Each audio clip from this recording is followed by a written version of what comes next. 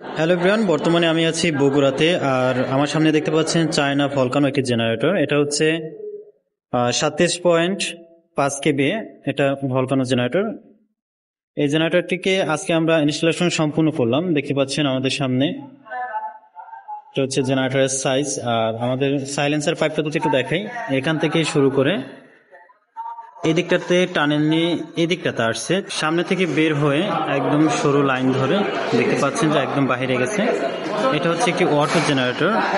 Current চলে গেলে নিজে নিজে বুঝতে পারে এবং স্টার্ট নেয়। এটার মাধ্যমে আপনি চাইলে লিফট থেকে শুরু করে এসি, ফ্রিজ সবকিছুই চালাতে পারবেন। এই যে সামনে দেখতে পাচ্ছেন অনেকগুলো ছোট ছোট জেনারেটর। এখানে আমরা দেখতে পাচ্ছি 6টা ছোট জেনারেটর। এই 6টা ছোট জেনারেটরের কাজ ও একাই করবে। এই 6টার মাধ্যমে আপনি ফ্রিজ বা এসি চালাতে পারবেন না, কিন্তু আমাদের এই জেনারেটরের মাধ্যমে আপনি এসি, ফ্রিজ সবকিছু চালাতে পারবেন।